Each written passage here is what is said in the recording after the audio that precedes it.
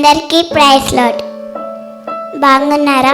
యేసయ్య వాక్యం కొరకు ఎదురు చూస్తున్నారా? ఈ టైంలో యేసయ్య మా డాడీలో నుంచి మాట్లాడతారు. బాగా వినండి. యేసయ్యను గణపరచండి. యేసయ్య దీవెనలో పొందండి. By by.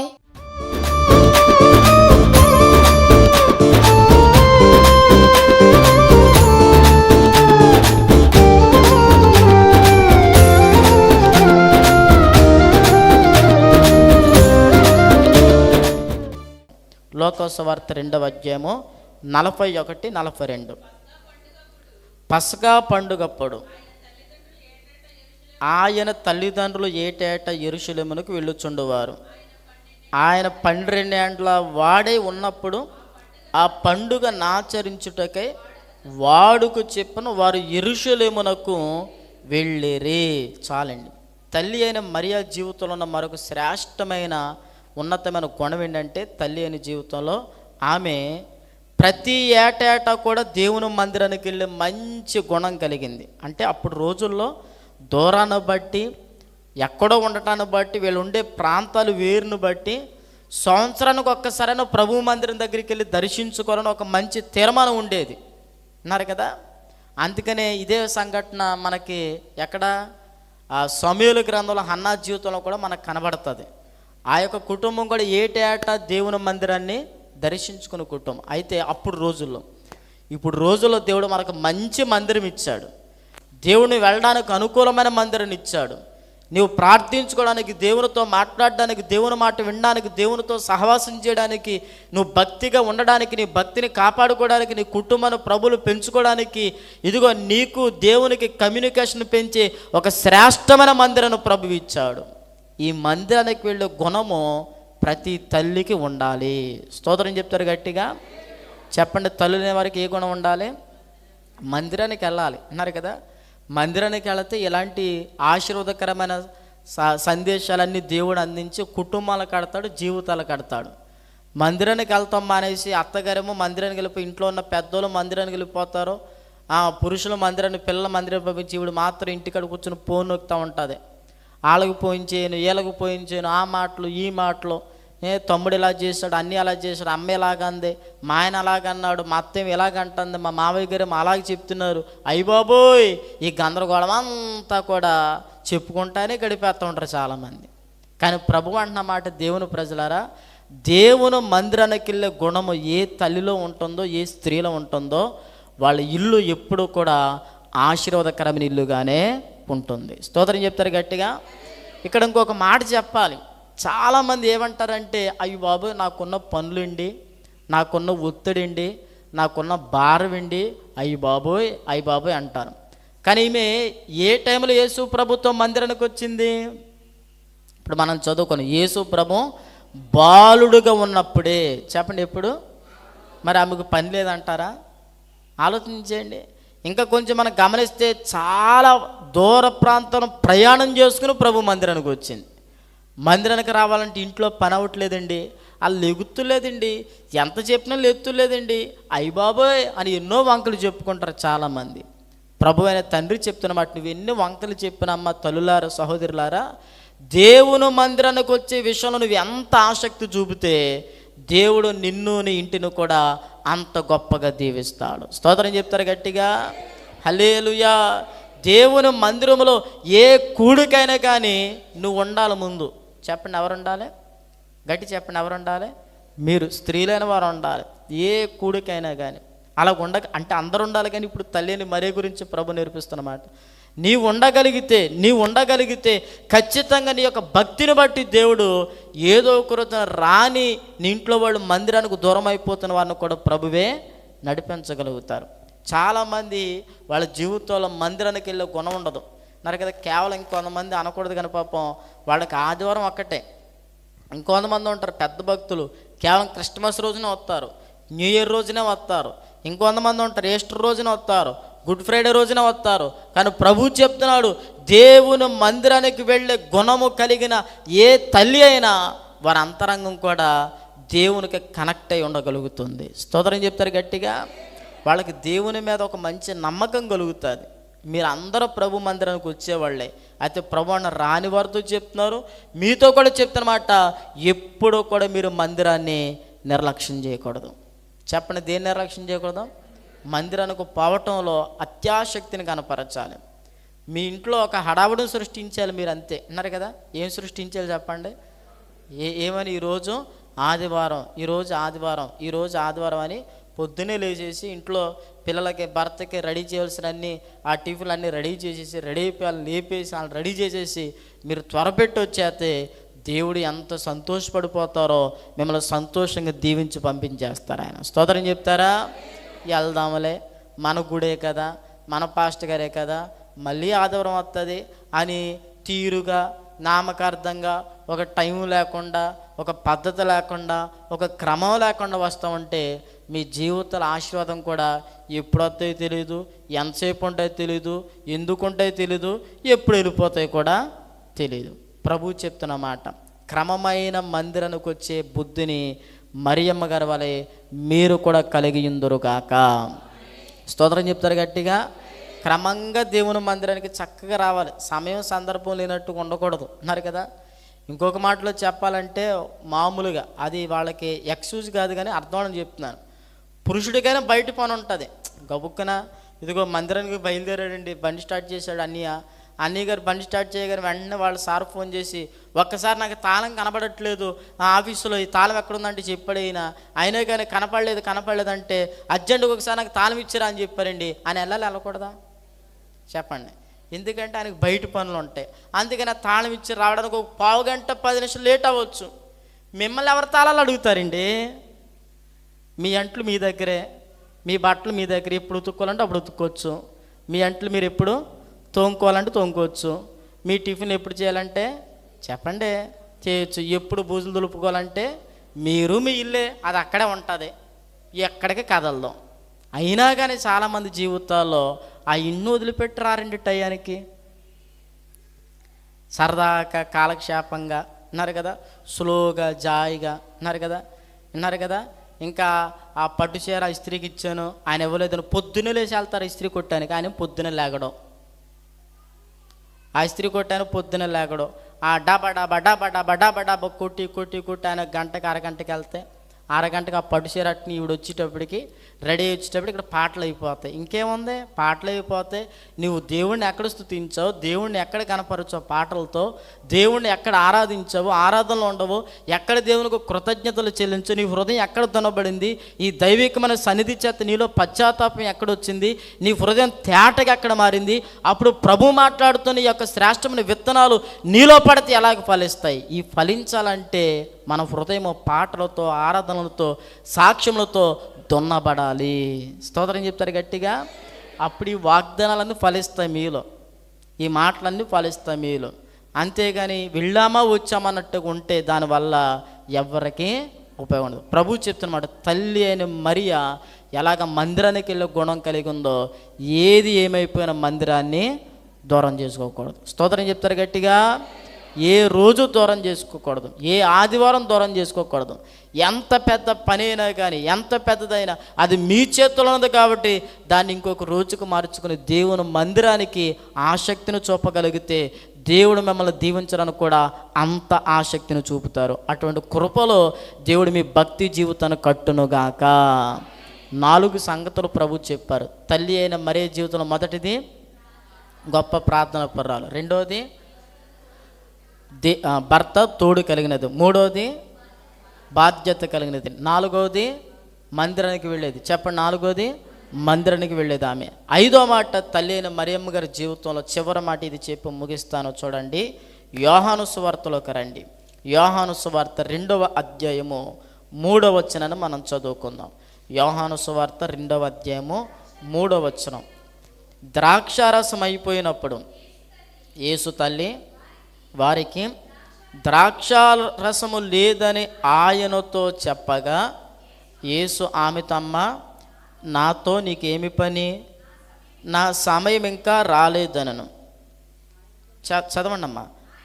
ఆయన తల్లి పరిచారకులను చూచి, ఆయన మీతో చెప్పునది చేయుడనెను.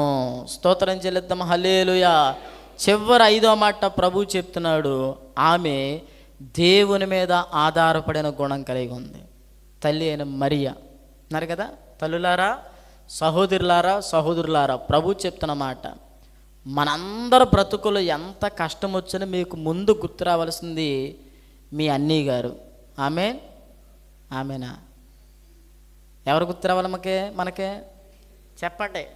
మా అన్నయ్య పోలీస్ అండి, మా తమ్ముడు డాక్టర్ అండి అన్నారు కదా. కొంతమంది బడాయిలు ఎంత బడాయో తెలుసా, మామూలు కాదు అన్నారు కదా. మా మా మా మా మేనమామ ఇదిగో పెద్ద ఉన్నతమైన ఇంజనీరింగ్ అండి. కరెక్టేనండి, దేవుడే ఇచ్చాడు కృపనే. వాళ్ళందరూ నెక్స్ట్ వాళ్ళకంటే మీ మదిలో ముందు రావాల్సింది ఏంటంటే దేవుడు గుర్తు రావాలి, మన ప్రభువైన యేసుక్రీస్తు గుర్తు రావాలి. చూడండి, మరియమ్మ గారు ఎంత దీన స్వభావం, ఎంత తగ్గింపు స్వభావం చూసి ఆవిడలో యేసు ప్రభువుని రక్షకునిగా అంగీకరించింది. ఆమె ఎలాగ అంగీకరించింది చెప్పండి. ఇప్పుడు మాట చెప్పి ముందుకు వెళ్తాను. చెప్పండి ఎలా అంగీకరించింది? ఆమెను దేవుడిగా ఆమె గమనించింది. నేను కన్నాను కదా, నా మాటే నలుగుడు. నేను కన్నాను కదా, నేను చెప్పింది చేయాలి. నేను కన్నాను కదా, నన్ను అర్థం చేసుకోవాలి. నేను ఆర్డర్ అయితే అటు చెయ్యాలి అన్నట్టుగా ఉంటారు కొంతమంది అన్నారు కదా. అంటే నేను కన్నాను కదా అని చెప్పేసి పిల్లల మీద కొన్నిసార్లు కొంతమంది అనాలోచనతో కలిగి ఉంటారు. ఎదుటంగా ఉన్న ఆ యొక్క కుమారుడు యొక్క పొజిషన్ ఆలోచించలేరు. కానీ తల్లి మరియ యేసు ప్రభును తన బిడ్డగా చూడటం మానేసి దేవుడిగా చూస్తుందండి. స్తోత్రం చెప్తారు గట్టిగా. ఎంత మంచి గుణం చూసారా. తన బిడ్డగా చూడటం విడిచిపెట్టి దేవునికి చూస్తూ ఆ కానాని యొక్క పెండ్లి విందులో ద్రాక్షారసం అయిపోయింది. మనకు తెలుసు, ద్రాక్షారసం అయిపోయినప్పుడు అంటుందే, అయ్యా ఈ ద్రాక్షారసం అయిపోయింది కదా, ఇప్పుడు మనం ఏం చేద్దామని అక్కడ గ్రూప్ మీటింగ్ ఏం పెట్టాల. ఇదిగో మీ ఇంట్లో ఎంత ఉంది, మీ ఇంట్లో ద్రాక్షకాయలు ఎంత ఉన్నాయి తీసుకురండి, లేదంటే ఏదోటి చేద్దాం అని చెప్పి ఇలాంటి వ్యవహారాలకి దేనికి ఆమె తావకుండా డైరెక్ట్గా ఆమె రావటమే యేసు ప్రభు దగ్గరకు వచ్చింది. నా వైపు చూస్తూ స్తోత్రం చెప్తారా. అంటుంది, అయ్యా ప్రభువా, దేవా, ఈ సంతోషకరమైన విందులో, ఈ ఆనందకరమైన పెండిలో, ఈ యొక్క అందరూ నవ్వుతూ ఉన్న ఈ యొక్క ప్రత్యేకమైన పరిస్థితుల్లో కొదువు వచ్చిందయ్యా, చిన్నపాటి నష్టం కలిగిందయ్యా. ఇదిగో పెండ్లి పెద్దలు చాలా ఆవేదన కలిగి ఉన్నారు, టెన్షన్ పడుతున్నారయ్యా. ఒక్కసారి నువ్వు కనికరించి ద్రాక్షారసం లేదు, ఇప్పుడు ఏం చేయమంటావు అని అడుగుతుంటే అప్పుడు ప్రభు అంటున్న మాట, అమ్మ కంగారు పడకు, నా టైం ఇంకా రాలేదంటే అప్పుడు మరలా మరియమ్మ గారు అంటున్నారు, పరిచారకును పిలిచి, అయ్యా యేసు ప్రభుని అంటి పెట్టుకుని ఉండండి అని ఏ టయానికి ఏది చెప్తారో అది చేయండి అని చెప్పింది. స్తోత్రం చెప్తారు గట్టిగా.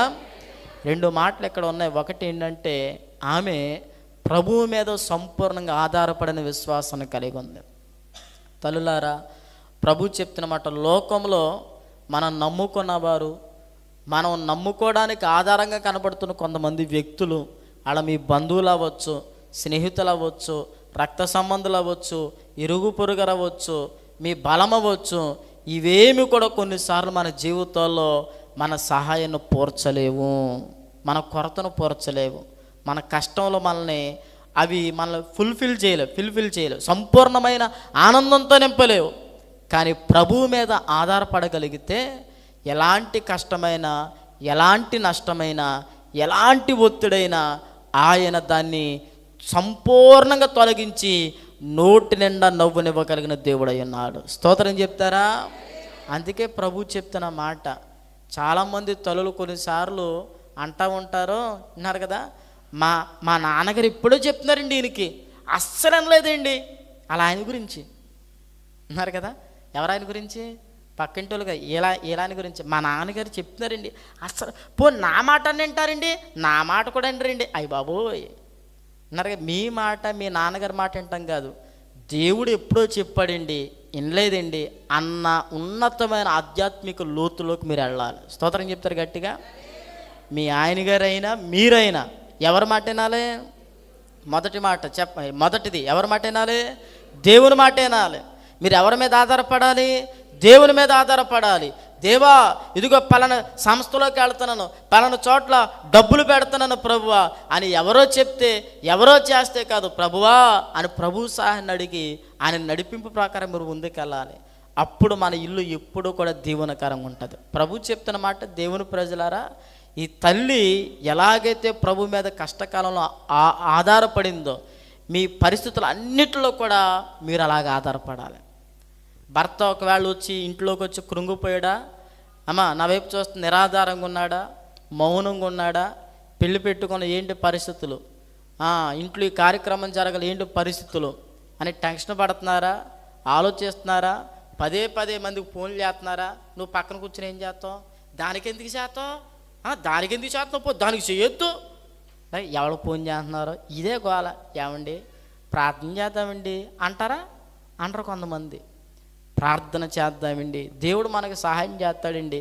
అప్పుడు మనం ఎవరికి ఫోన్ చేయాలో దేవుడు కరెక్ట్గా మనకి ఒక మంచి ఆలోచన చెప్తాడు. మనం చేసేవారి ద్వారా దేవుడు తన చిత్తమైతే మన కార్యం సఫలం చేస్తాడండి అని దేవుని మీద ఆధారపడిన వారికి మీరు మీ విశ్వాసాన్ని బట్టి ఇంట్లో ఉన్న పురుషులను కూడా బలపరచగలగాలి. స్తోత్రం చెప్తారు గట్టిగా. మీ పిల్లలు ఏదో మిమ్మల్ని అడుగుతున్నారు, మీ పిల్లలు ఏదో ఆశిస్తున్నారు మీ దగ్గర నుంచి. మీ దగ్గర అది లేకపోవచ్చు, మీరు అది చేయలేకపోవచ్చు, మీ లెవెల్కి సరిపోవచ్చు. మన పిల్లలకు మనం చెప్పాలేమని తెలుసా?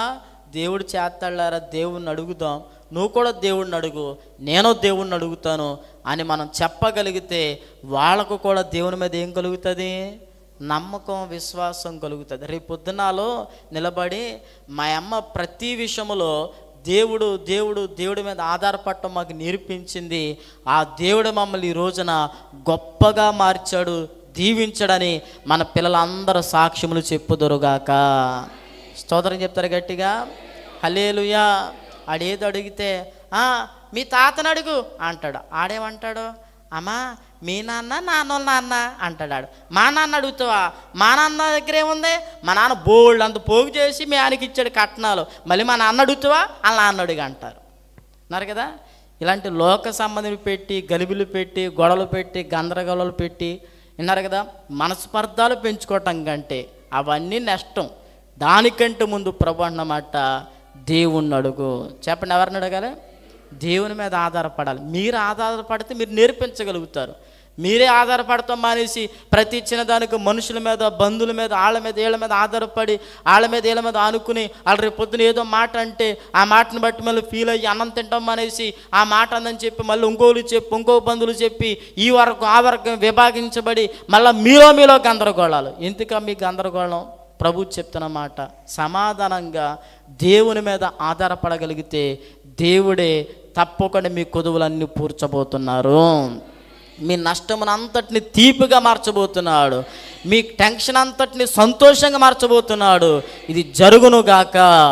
మీరు దేవుని మీద ఆధారపడుదురుగాక. అది ఏదైనా దేవుని మీద ఆధారపడండి. ఏమి లేదో దేవునితో చెప్పండి. ఎంత కావాలో దేవునితో చెప్పండి. ఎప్పుడు కావాలో దేవునితో చెప్పండి. ఎన్ని రీతులుగా కావాలో దేవునితో చెప్పండి. మీరు కోరుకున్నది ప్రతిదీ పిన్ టు పిన్ దేవునికి వివరంగా తెలియచేయండి. టైం ఉన్నప్పుడల్లా తప్పకుండా దేవుడు మీ యొక్క అవసరతలను తీర్చి మీ ఇంటిలో, మీ వ్యాపారాలు, మీ ఉద్యోగాలు, మీ బిడ్డల పరిస్థితులు అన్నిటిలో సమృద్ధిని దేవుడు కలిగింప చేయనుగాక. హల్లెలూయా. చివరి మాట, 7వ మాట అక్కడ మనం చదువుకొని మీరు చదవద్దు. ఆ పరిచారకులను చూసి అంటుంది ఆమె, అమ్మ ఇదిగో మీరు వెళ్ళి యేసు ప్రభుని అంటి పెట్టుకుని ఉండండి, యేసు ప్రభు చెప్పింది చెయ్యండి. ఈ మాట ఏంటంటే, పరిచారకులు అంటే ఆమె దగ్గర ఉండి పనిచేసే, ఆమెకు సంబంధించిన ఆ యొక్క పార్టీకి లేదా ఫంక్షన్కి అక్కడ ఉన్న వాళ్ళ యొక్క బంధువులు అవ్వచ్చు, స్నేహితులు అవ్వచ్చు, పనులు అవ్వచ్చు. దీనికి ప్రత్యక్షంగా ప్రభు చెప్తున్నమాట, మన పిల్లలను దేవుని యొద్దకు పంపాలి. చెప్పండి, అక్కడ పంపాలి. మంచి తల్లి యొక్క పని అంటే అన్నారు కదా, దేవుని పని దగ్గరికి, దేవుని సంఘం దగ్గరికి, దేవుని దగ్గరికి పంపుతారు. ఏమందా ఆ యొక్క తల్లి పరిచారకులను చూసి, మీరు యేసు ప్రభుతోనే ఉండండి. అక్కడ రాయబడిన మాట, ఆయన తల్లి పరిచారకులను చూచి ఆయన మీతో చెప్పునది చేయుడా నేను అన్నారు కదా. ప్రభు చెప్తున్న మాట, ఏది చెప్తాడో ప్రభువైన తండ్రి, ఏది చెప్తారో ప్రభువైన దేవుడు, యేసు ప్రభువు వారు ఎప్పుడు పిలుస్తారో, ఎక్కడికి పిలుస్తారో, ఎలా రమ్మంటారు, ఎప్పుడు రమ్మంటారో, మీరు ఎప్పుడు కూడా యేసు ప్రభు చెప్పినా కానీ వెనక్కి తిరగొద్దు. నాకు కుదరదు, నేను వెళ్ళను, నేను చెయ్యను అనొద్దు.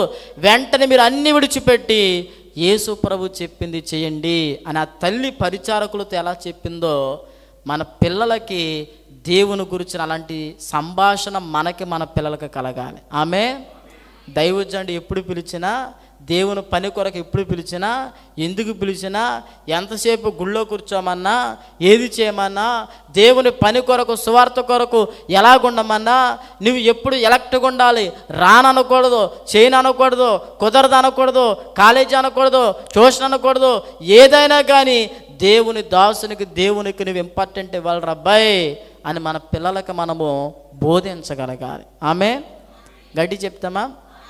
బోధించాం కదా. కొంతమంది అయితే పిల్లల కంటే ఏళ్లే ముందు ఉన్నారు కదా, ఆ పిల్లలు వస్తానంటారు ప్రభు దగ్గరికి, డ్యాన్సులు వేస్తానంటారు, నాట్యం చేస్తానంటారు, సంతోషంగా ప్రభుని స్తుతించడానికి ఉన్నారు కదా, పరిచర్య చేస్తానంటారు. అయ్యి బాబోయ్ నా కొడుకు ట్యూషన్ పాడైపో, మరి పొద్దున ఈడు ప్రపంచం నిలబడి చేయాలి, అంత అవరక్షణ చేసి అంటే అంత్యక్రీస్తు అయిపోతాడు, జాగ్రత్త, యేసునామములో జరగకుండును గాక.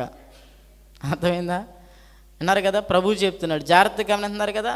అంత చేయకూడదు. దేవుని కంటే ఎక్కువ ఏది కదండి.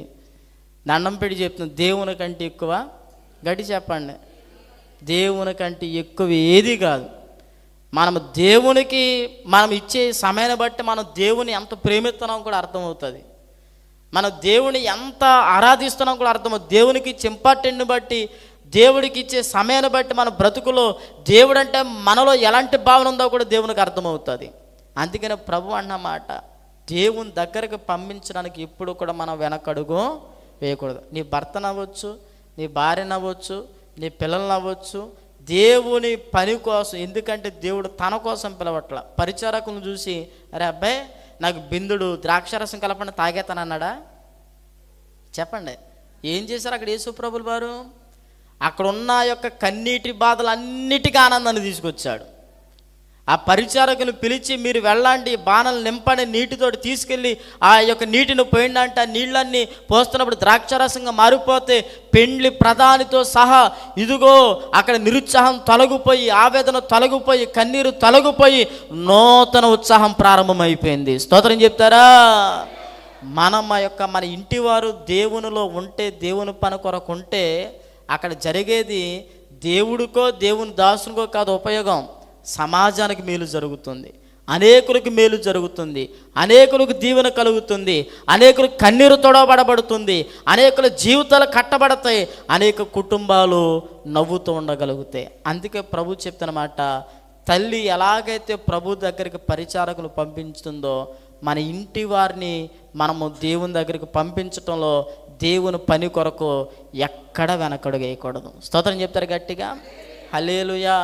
అమ్మ లేరా అన్నీ గారంటే, ఆయన పడుకున్నారండి, ఇప్పుడే లేవరండి అంటారు. మంచిది అక్కడ దాకా. మరి లేచిన తర్వాత అమ్మ మరి ప్రభు యొక్క సన్నిధిలో, ప్రభు మందిరంలో పని ఉందనంటే ఆయన వస్తారా తర్వాత విషయం. ఏళ్ళే కొంతమంది చెప్పేస్తారు, మా ఆయనగారు రాలేరులేండి అన్నారు కదా. ఏం చెప్పేస్తారు? ఆయన వస్తాననగానే కొంతమంది ఏంటి, వీళ్ళ భయం. మళ్ళీ పాస్టర్ గారి మందిరం దగ్గరికి వెళ్తే మళ్ళీ ఎప్పుడైపోతుంది, రాత్రి అయిపోతుందేమో, రాత్రి వరకు ఆయన వచ్చే వరకు నిద్రపోకుండా అలా కళ్ళప్పకి చూడాలేమో అని భయం. వీళ్ళకి నిద్రపోతుందని భయం. భర్త మీద ప్రేమ కదా అది. అబ్బా ఎంత తెలివితేటలండి అన్నారు కదా.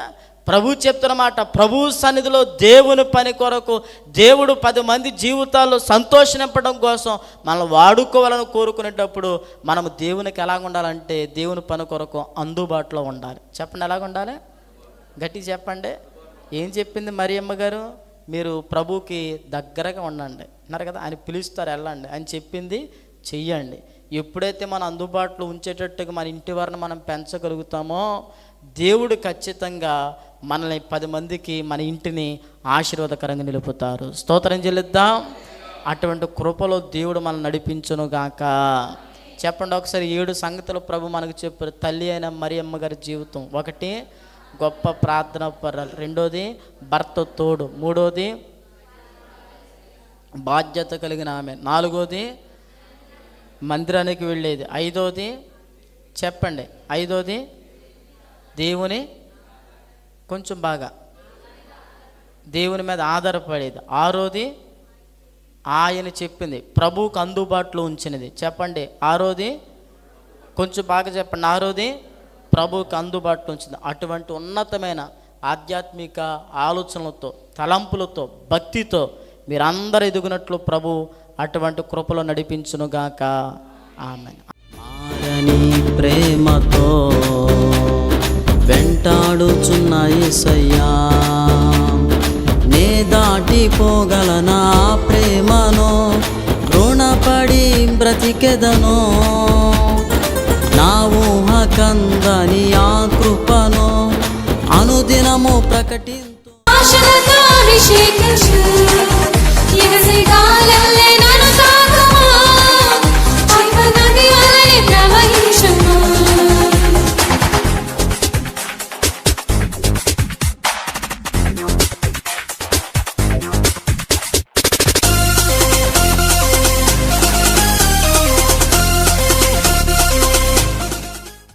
సత్యం కొరకు ఎదురు చూస్తున్నారా? యేసయ్యలో ఆత్మీయంగా ఎదగాలనుకుంటున్నారా? యేసయ్య మహిమ కార్యాలు చూడాలనుకుంటున్నారా? కష్టములు, వ్యాధులు, బంధకములు, చీకటి క్రియలు, చెప్పుకోలేని సమస్యలు వేధిస్తున్నాయా? శాంతి, సమాధానం, సంతోషం, రక్షణ, విడుదల, ఆశీర్వాద జీవితం కొరకు ఆశ కలిగి ఉన్నారా? మీకొక గొప్ప శుభవార్త. అందరికీ ప్రేమపూర్వక ఆహ్వానం. చాటపర్రు మన్నా సంఘంలో జరుగుతున్న ఆరాధనలకు మిమ్ములను, మీ కుటుంబాలను ప్రేమతో ఆహ్వానిస్తూ ఉన్నాం. గమనించండి, మీరు ఇంకా ఆధ్యాత్మికంగా ఎదగాలని, దైవికమైన వాక్యపు లోతుల్లోకి దేవుని పరిశుద్ధాత్మ సన్నిధితో నింపబడుతూ దైవరాజ్యం కొరకు కడవర కాలంలో సత్యమైన బోధలు నిలుచుచ్చు మీరు దేవుని రాజ్యం కొరకు సిద్ధపడి ఒక మంచి విశ్వాస జీవితాన్ని కట్టుకోవాలని ఆశపడితే భౌతికపరమైన వ్యాధులతో, బాధలతో, వేదనలతో, కష్టాలతో, శ్రమలతో, సమస్యలతో మీరు నలిగిపోతూ మీకంటూ మీ కొరకు ప్రార్థన సమూహాన్ని కలిగి లేని స్థితిలో మీరు ఉంటే తప్పకుండా చాటపర్రులో జరుగుతున్న ఈ యొక్క పరిచర్లకు మిమ్మల్ని ప్రేమతో ఆహ్వానించుచున్నాం. ప్రతి ఆదివారం ఉదయం 6 గంటల నుంచి 8 గంటల వరకు, అలాగే 9 గంటల నుంచి 11 గంటల వరకు 2 ఆరాధనలు జరుగుతున్నాయి. ప్రతి శుక్రవారం రాత్రి 7 గంటల నుంచి ఉపవాస కూడిక జరుగుతుంది. అలాగనే ప్రతి నెల మొదటి బుధవారం మరి రాత్రి 10 గంటల నుంచి సంపూర్ణ రాత్రి ప్రార్థన జరుగుతుంది. మీ కొరకు దైవోజ్జాలకు మేము ప్రార్థన చేయబోతున్నాం. విశ్వాస సమూహాలతో ప్రార్థనలు చేయబోతున్నాం. దేవుని కార్యాలతో ప్రజలు ఆత్మీయంగా వర్ధిల్లుతున్నారు, భౌతికంగా దీవించబడుతున్నారు. మీ జీవితాల్లో కూడా గొప్ప కార్యాలు పొందాలంటే సమయాన్ని సద్వినియోగపరుచుకుని దైవ సన్నిధికి తప్పకుండా రండి. గుడివాకలంకి వెళ్ళే రోడ్డు చాటపర్రులో ఉన్న యొక్క మందిరానికి మిమ్మల్ని ప్రేమతో ఆహ్వానిస్తున్నాను. దేవుడు మిమ్మల్ని, మీ కుటుంబాలను కృప వెంబడి కృపతో ఆశీర్వదించునుగాక. ఆమేన్.